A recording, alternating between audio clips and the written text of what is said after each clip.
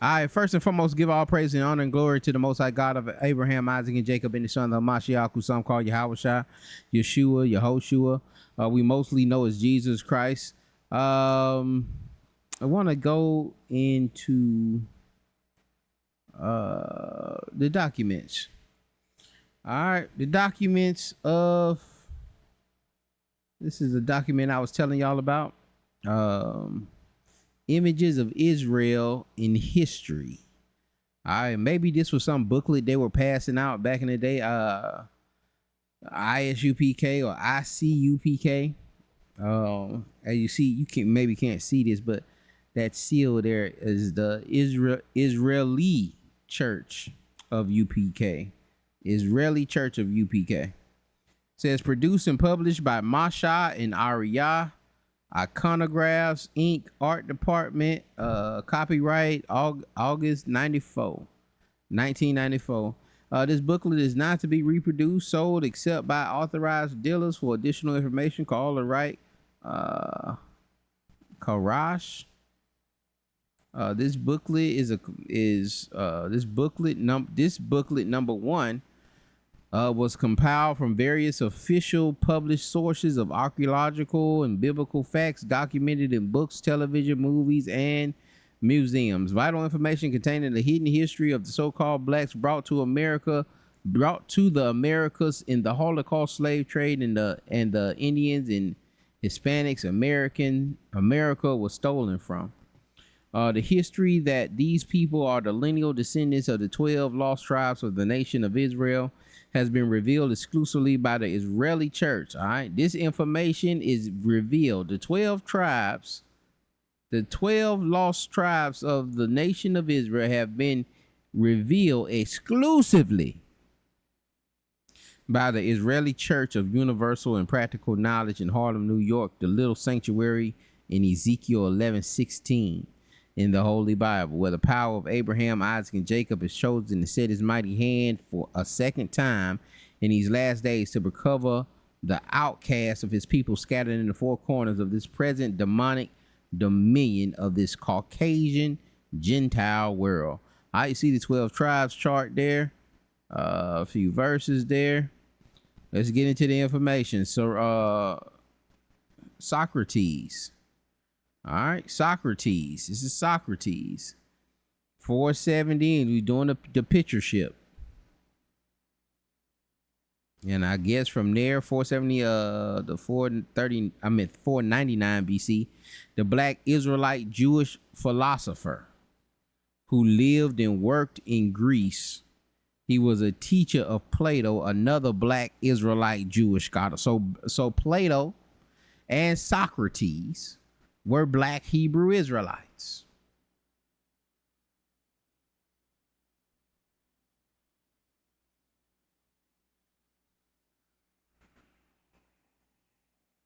Who also taught Aristotle, who was also a black Jew. Aristotle was an Israelite, black Israelite Jew. Socrates, and who else we missing? Plato. Plato, a black 428, 447, a black Jewish scholar, student of Socrates, and teacher of Aristotle that will be considered the so-called Negro today in America.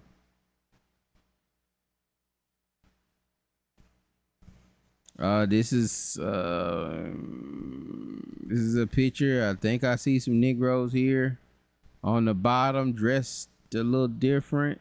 They got their shirts off. See the Roman soldier here. See some like a white kid there, like a little Roman boy there. But it looks like those that are lifting them up are people of color. Maybe not the back one. Anyway, it's black and white, y'all. This is the Roman Forum in the time of Nero. Black Jews and Israelites brought up in Roman captivity were magicians, artists, sculptors, entertainers, singers, mathematicians, gladiators, ambassadors, military men, masons, teachers, and all manner of life in the empire. And listen, back in the 90s, man, you had to go to an Encyclopedia Britannica. Like you had to. A lot of you young bucks, y'all don't know, man. You had to be in a family that really was invested in knowledge. Okay, to get a set of encyclopedias back in the 80s, 70s, 80s, 90s, you had to buy the whole set of encyclopedias. It was like 20 books, A to Z of these encyclopedias. My dad, I'm not going to say he was a scholar, but he always was in school. I could say I don't say he was a scholar, but he was in school. And one of the reasons to the military pay him when he went to school. But he had that, he was always up, man. He had the internet. He was one of the first people. I thought I might have had the internet for the school system. I had a color printer before the schools did, man. I remember bringing a report in. It had to color all my pages with color, and I just copied and pasted that thing, man. One of the teachers was just so excited. Another one just gave me, like, oh man, you just copied this and da da da da da. Gave me a hard time. But the science teacher was amazed that, man, this joker is printing out stuff. But the English teacher, they combined. The English teacher knew that there was no way that I was writing that way. I was no way that I was writing that proper and using those that kind of verbiage. So she called me out on it, but they were amazed. It was an IBM Aptiva computer, man. Had the CD-ROM. I was playing games. I was on the internet, when them AOLs were first coming out, and you can put it. I was on the internet even before that, like before the AOL, when it was barely anything there. It was just skull and, it was like not skull and bones, but bare bone. It was, Y'all remember, man. Y'all speaking, y'all put it in the chat. You remember the back in them days, man. That AOL, man. But the encyclopedias more so. Forget about the AOL. The encyclopedias where you had to have this whole. And I was saying all that to say that, who could check them? Who could fact check my brothers when they was out here bringing this information out? Socrates, Plato. All of these people are black Hebrew Israelites. Slavery was common in practice of Roman Empire and other civilizations of the ancient world. Wealthy people considered it a mark of distinction to own many house servants. The Appian way, as it looked during the empire. And you can see some darker skinned people at the bottom, and they lifting up some white people. But you can't see, it's just black and white, man. It's hard to see from the document here. This is King Montezuma.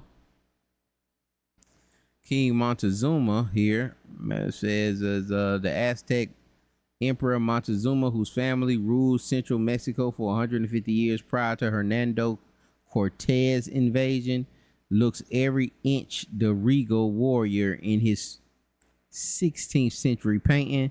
The Aztecs charged the Spanish with murdering him during the siege of the capital in 1520. Actually, Montezuma had been stoned by his own people as he urged an end to the fighting. Cortez also claimed that Montezuma had died as a result of the pelting. I think that says pelting of the Aztec mob. Who knows how he died? King Montezuma and the Aztecs today would be the Mexican Indians. This is one of the lost tribes of Israel, namely Issachar. The missionary Jesuits all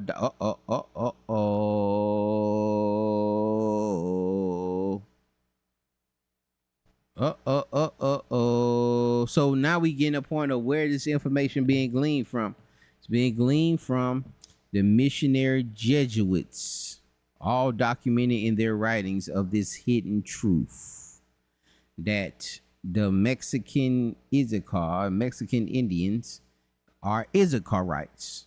All right, and this information, this Ariel Masha saying they got this information from the missionary Jesuits, all documented in their writings. And I said earlier, remember I did the prior video about Joseph Smith and all that information that he was bringing out about and then them saying too that that the Native Americans are Israelites. And then I've seen some people talk about him being a Jesuit priest and etc. and da da da da da. That's interesting though. What do y'all think about that? Missionary Jesuits all documented in their writings. This is where the information was gleaned from. This is sideways. This is an old engraving showing Taino Indians in the early 16th century drowning a young Spaniard to see whether the white man was moral. The Puerto Ricans are from the tribe of Ephraim of the Nation of Israel, Institute of Puerto Rican. Spaniard, drowning a Spaniard, and for my Israelite brothers who dealing with the, gleaning from the information of the Spaniards and them being us and them being brought over here, and you got them part of the slave trade. We're gonna get into that. We're gonna eventually get into it, the Teo Ministries and the Dante Forsons, and we gonna have to tread carefully with those brothers because they will report you. They have a history of reporting, but we gonna speak on it. He's got First Chronicles 12:5 here. Let me see if I can zoom this in some. That might be a negative. That might be. Probably could. It might be. I'm sitting here trying to operate this thing like Photoshop. What? Wait. Let me see. Here we go. Sorry about that, y'all. We in there. All right. First Chronicles 12:8. The Gadites were experts with weapons. They painted markings upon their faces as they looked of lions to camouflage themselves in the wilderness and strike fear in the enemies. They ran with the speed of a deer upon the mountains. Now I want y'all to go to First Chronicles 28 verse 8 and see, is this what this says? This First Chronicles 12 verse 8 says that the Gadites were experts with weapons, and they painted markings upon their faces as the look of lions to camouflage themselves in the wilderness to strike fear in the enemy. They ran with the doe upon the mountains. Y'all hit the comments and see if that says that. Is that says that, or was it a little fluff added to it?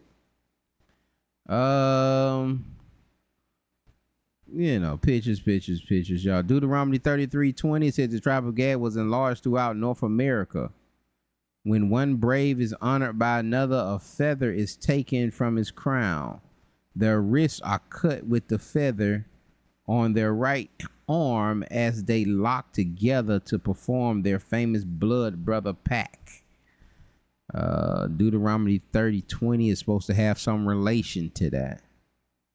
I haven't checked that. Here's an infamous one here with King James.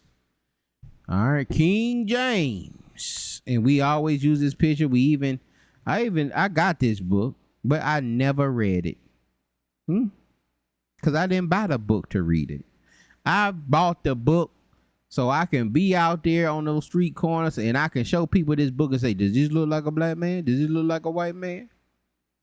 And 9 times out of 10, people gonna say, nah, that don't look like no white man, But that's not the only image of King James. And then we just gotta look at the history, man. And then read the book. But you gotta understand what we're saying. We're saying that we were ruling Scotland in the 15th century, 16th century. We gotta understand what we're saying. And then we get snatched up in West Africa. But we were just sitting on, got crowns on and sitting on thrones. You got to make that math ain't math, and you got to make that make sense, man. Anyway, King James the First, King of England, Great Britain, France, Ireland, son of Queen Mary of the Scots, nephew of Queen Elizabeth, grandson of Henry. You can look all these people up. All these people should be black, right? Nephew of Queen Elizabeth, grandson of Henry the Eighth. James the First was a black Jew. Oh well, he's the first. He was the orchestrator of the King James Version Bible, 1611, widely used today in the world. Reigned from 1603 to 1625. He died at the ages of 59 years old. He was a black Jew, according to the document. Also, Beethoven. Ludwig van Beethoven. So Beethoven was the great composer, great pianist, was a black man. And I think I heard this somewhere else, if I ain't mistaken, man. I think it's one of those books. It's another book I read about, it's about just history on some black people. But I think I heard this somewhere else. This one in particular, but I could be wrong. 1770 to 1827 AD, drawn from life at age 44 by a black artist named Letrone, engraved by Hafel. He was deaf, yet he produced the greatest music this world has known from his time till today. He was called the Black Spaniard. And again, we getting tripped up with that. There's a whole doctrine dealing with the Black Spaniard that we're getting entangled with. And it tangles us up into all of this web. We just get into this complete web of like how we here, we here, we there. And it's like chords, all of these different chords, man. If I can point this camera down, I had these embroidery machines and these computers and all this stuff plugged up, and it's just chords all over the place. It's chords, and they all going to the same place, but only three. I have it hooked to a generator. Only three can get plugged in at a time. So you have all these cords trying to get to the same place, but only a few can get there. Only a few gonna end up getting plugged. Only a few can actually make sense. But we have several cords, lots of information trying to get us to a point, but everything can't make it. So we're gonna have to really evaluate. But that Black Spaniard has us on the run a little bit. He was an Israelite Jew. He died in Vinay at 50 years old. Y'all gotta apologize. I ain't the best reader. 50 years old of age. Other black Israelite musicians are Mozart,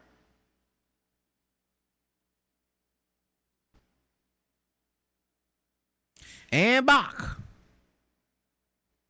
Just to name a few. Alexander Sergeyevich Pushkin, 1799 to 1837, sire of Russian literature and an apostle of the oppressed. Pushkin, of immense importance in Russian literature and history. He was the first to teach certain of the Russian public to read.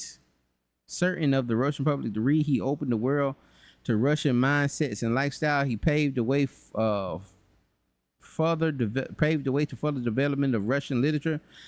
Pushkin was called the Russian Spring and Morning. He was also called Russian Atom. Russian literature and culture is because Alexander Pushkin was a so-called black man. Russian literature and culture is because Pushkin. They call him Adam. Russian literature and culture is because Adam Pushkin was the so-called black man, a Jew.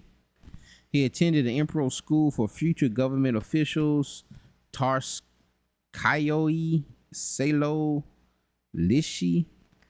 Russian's leading poet, Durshaven, was so moved by Alexander's poetry, he said, "This is he who will replace Durshaven." Most of Alexander's poetry centered on the oppressed black Russian serfs under the controlling Caucasians. He allowed the young men to overthrow the imperial government. He fell in love with a woman named Natasha Goncharov. Natasha, well, it's the Natasha Russian. All the Natashas out there. Is that a Russian name? Goncharov, who hoped to obtain some status by marrying Alexander. They live in St. Petersburg. They had 4 children. A bronze monument of Pushkin has been erected in Moscow. I hope they ain't doing this because the monument is bronze. But this is the picture. If I had to go by the picture, I would say that look like a black man with the 70s sideburns. But do your research, y'all. I don't know. I have no idea who this individual is. That's another one there. I guess they're going by the picture ship. He got the groovy side, bro. He got the whole beard. With the slit back. Maybe a little George Jefferson action there. Look at the position we in. That's this Alexander Dumas. But he can be passable. He looked like he might be light skinned.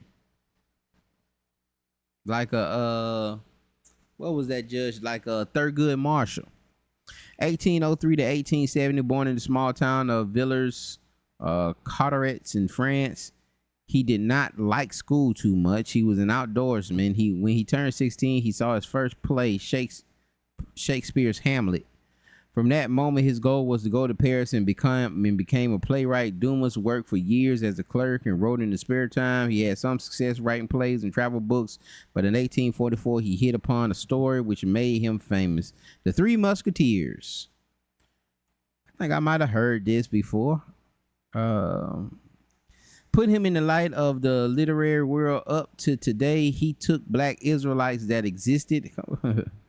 He took black Israelites that existed in French history, adding some characters from his imagination to create stimulating and entertaining adventure stories around them. Other stories are The Man in the Iron Mask, The Crucible, and 20 Years After.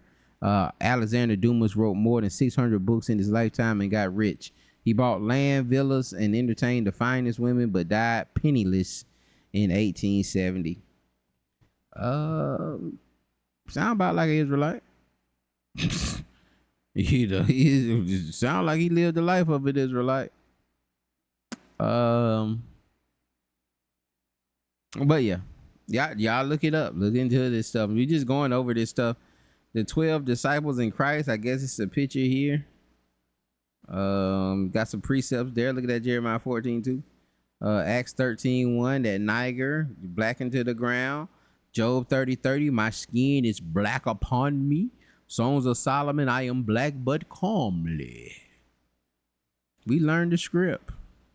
Christ teaching the apostles, wall paintings. And that's it, y'all. That's it. I'm gonna try to figure out how to share this document with y'all so y'all can have it. If not, you can find it on Vocab's channel. But with that, man, I pray this thing was edifying. Y'all be blessed. Shalom.